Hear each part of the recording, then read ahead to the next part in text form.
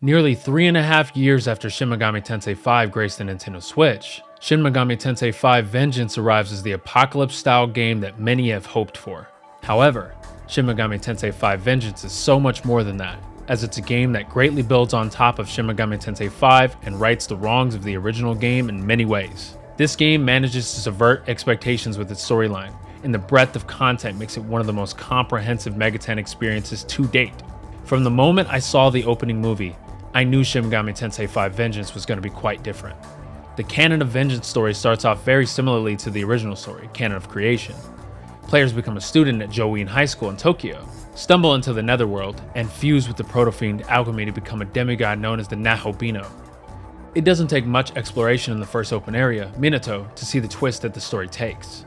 Yoko Hiromine, a skilled mage from St. Marina Girls High School, joins Nahobino and his schoolmate, Yuzuru Atsura, when one of the monsters enlisted by the vengeful Kadishtu appear. This chance encounter and the decision players made near the beginning of the game sets the stage of the Canon of Vengeance, an alternate timeline that runs parallel to the original. Despite Shin Megami Tensei V's excellent combat, fans were left wanting more in 2021, especially with the story and content offerings like subquests. ATLUS delivers in spades in Shin Megami Tensei V Vengeance, with many new subquests, returning demons from past Megaten games, brand new demons, expanded in new areas, even more incredible music tracks, and additional skills and features. Moreover, DOT feels more like a cohesive world this time around, thanks to the amount of demons that Nahobino can interact with. The sense of wonder that Megaten games bring with their unique, apocalyptic, and mystical environments is back in Shin Megami Tensei V Vengeance. The new Shinjuku area is a shiny example, and it's massive to say the least. The scope of Shinjuku is far bigger than the other areas, so players can expect to spend many hours venturing through its many sectors. Fortunately, the new Magatsu rail system streamlines backtracking into areas in search of Mimon, relics, demons, and treasure chests. Nahobino can zip from one Magatsu rail point to another, and doing so can help players reach many of the new areas.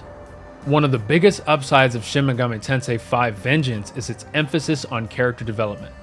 Players do not only have human party members throughout most of the story, but Nahobino interacts with these characters very frequently in Canon of Vengeance, raising their overall importance in the story. It's clear that the game's narrative was a key aspect that ATLUS wanted to hone and ensure was well written, and I believe that effort paid off immensely in an intriguing and surprising storyline that gives weight to each character and their choices. The franchise's signature press turn system is better than ever, thanks to adjustments and a whole host of new abilities, including several new Magatsuhi skills. As a result, normal difficulty feels easier this time around, but players are still free to choose hard difficulty for a challenge.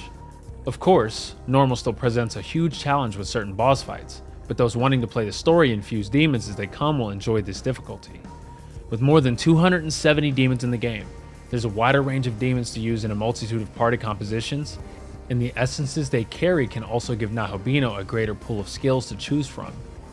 Nahobino can utilize many of these brand new skills by using new alchemy essences, along with some from a few select sources further into the Canon of Vengeance playthrough. SMT's protagonist arsenal has never felt better, as all the new options greatly affect combat in a positive and fulfilling way. The level cap increased to 150 and Nahobino's new form built on top of the power fantasy, allowing Nahobino to become stronger than previously possible. Further, several new miracles are available, giving Nahobino even more leverage in combat. These miracles include an increase in Magatsuhi gain in combat, the ability to an increased chance in gaining the first turn in a field encounter, and yielding greater success in demon negotiations. Thanks to the new features and improvements, including the new Save Anywhere feature, I greatly enjoyed taking my time exploring DOT, seeking out new demons, and searching for items and subquests. The average playtime for Canon of Vengeance is 80 hours, but I well exceeded this and made it to over 120 hours due to the sheer amount of content and features. The world of DOT feels more alive, so the new Skyview feature definitely came in handy when trying to figure out where some of the demons I want to recruit are. This feature is also helpful in trying to see where specific items lie in Shinjuku, since this is an all-new area. The helpful Estima skill, which can be obtained as a miracle, ensured I wasn't ambushed while on my adventure too. One of the most intriguing features added to Shin Megami Tensei V Vengeance are controllable demons, which are limited to subquests found throughout the game. These subquests allow players to control a demon, talk to other demons, and reach a certain objective. The rewards are usually really great too, ranging from glory to a new demon companion. Another new feature is the Demon Haunt, acting as a sort of rest area for Nahobino and his companions, both demon and human. This feature is one of the most impactful, as it allows Nahobino to grow closer with his demons, resulting in stat boosts and helpful items. Occasionally, a new event with alchemy or a subquest may appear, so demon haunts are definitely worth visiting. Shin Megami Tensei V Vengeance's multi-platform release was much needed, giving players and myself the smooth 60 FPS performance we enjoy. The Nintendo Switch release is still limited to 30 FPS, but I still found this version enjoyable due to its clean and clear visuals and the portability. Issues that affected the original SMT5 are still present in the Switch version, however. This includes long load times upon loading a save file or using the ley line founts to go to a different region of dot. There's some occasional stuttering and hitches, and I also found that some dialogue may take a few seconds before it actually shows up in the dialogue box as well. Despite the Switch version's flaws, I still had a great time playing the game because these issues didn't affect my playthrough often. The game's performance is typically steady in combat and exploration, but ATLUS should still release patches to address the lingering performance issues. By the very end of my playthrough, I realized that Shin Megami Tensei V Vengeance is not only the definitive version of SMT5, but it is a second chance. This RPG is a rewrite of SMT5 that beautifully creates one of the best Megaten entries in the franchise.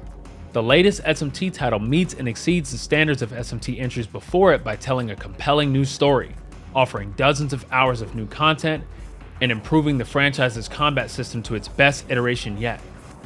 All the new features of Shin Megami Tensei V Vengeance greatly improve the quality of life, making it an even more enjoyable game over its predecessor. It's clear that Shin Megami Tensei V Vengeance is a labor of love from the SMT development team at ATLUS, because every single hour of the canon of Vengeance showed that the team listened to all the feedback that players have had in the past few years. Megaten is truly back. Final Weapon is giving Shin Megami Tensei V Vengeance a 4.5 out of 5. ATLUS provided a Nintendo Switch copy of Shin Megami Tensei V Vengeance to Final Weapon for review purposes.